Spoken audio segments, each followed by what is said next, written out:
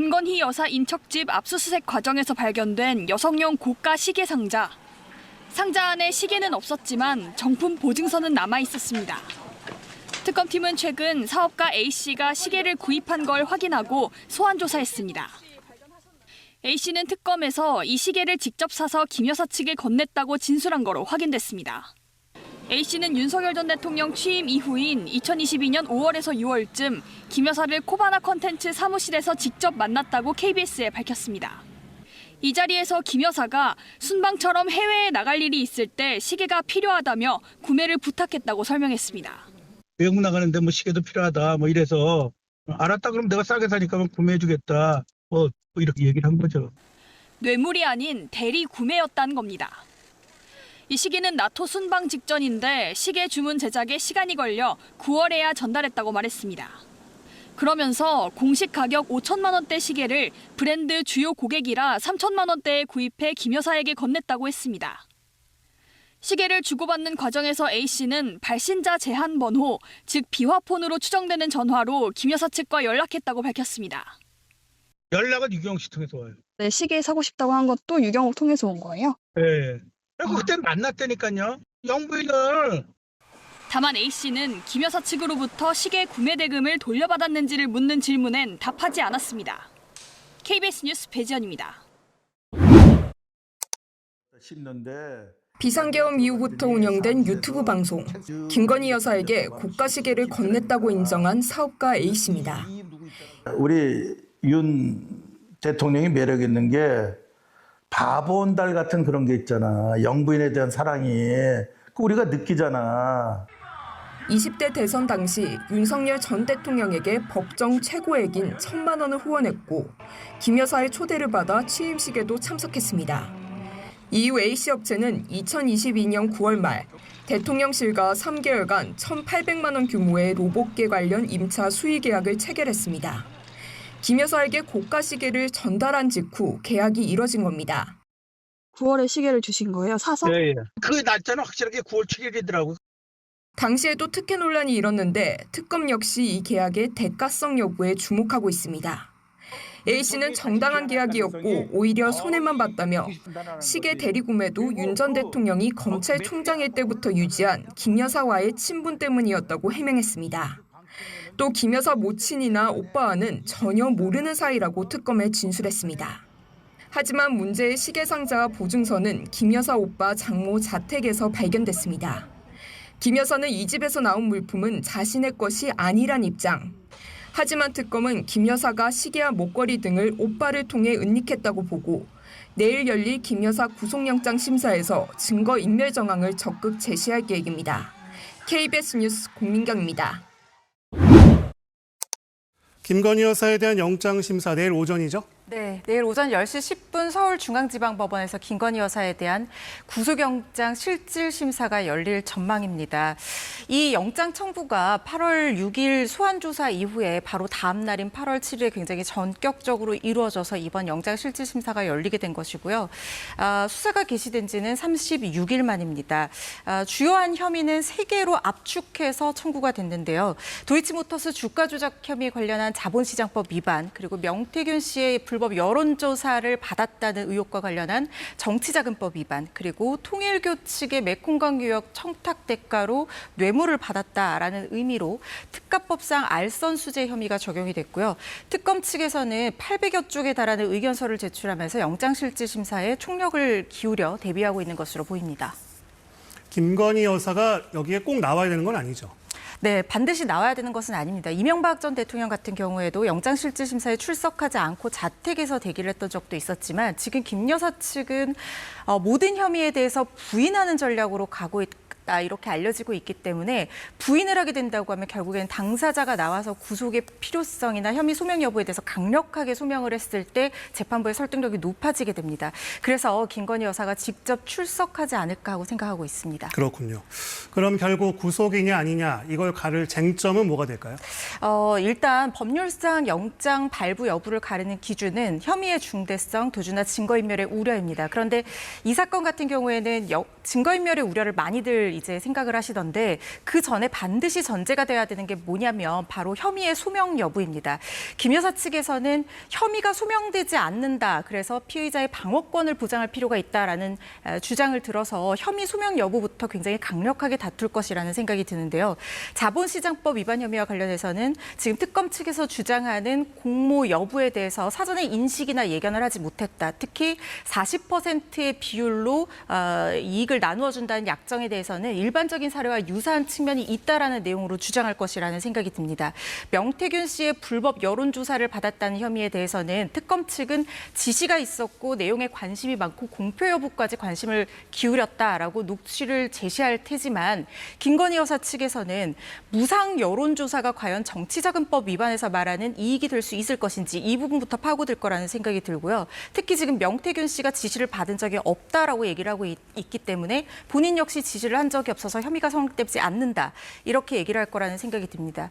마지막으로 통일교 관련한 청탁 의혹에 대해서는 지금 실질적으로 목걸이, 가방, 신발 나오지 않았습니다. 그리고 김건희 여사가 해당 물건들을 받았다는 연결고리 자체가 지금 조금 흔들리고 있는 상황일 수 있어서 이걸 특검 측에서 어떻게 소명하는가 이게 관건이 될 거라는 생각이 들고요.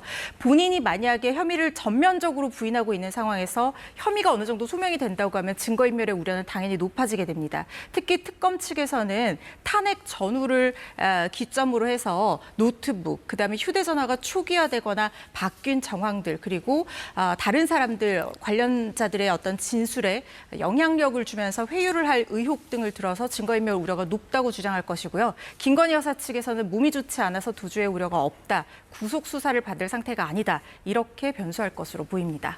네, 이제 영장 심사를 마치면 결과가 나올 때까지 구치소에서 대기를 해야 하는데 특검이 대기 장소를 바꿔달라고 요청했다는 소식이 있죠? 그렇습니다. 결국에는 변경 승인은 영장 실질 심사를 전담하는 판사가 하게 되겠지만 아마 윤석열 전 대통령이 서울구치소에 수감 중인 상황이기 때문에 전직 대통령 부부가 서울구치소에 둘 다 수감되는 상황을 우려한 구치소 측의 요청이 아니었나 싶습니다. 특히 지금 지지자들이 굉장히 강력한 집회나 모임을 할 것으로 예상이 되고 있는 상황에서 전직 대통령 부부가 한 구치소에 있다고 하면 지지자들의 어떤 심리적인 자극 이런 것들에도 영향을 줄 우려가 있기 때문에 통상적으로 중앙지법에서 심사했을 때 대기하는 장소인 서울구치소가 아니라 남부구치소에서 대기할 수 있도록 특검 측에서 요청한 상황입니다.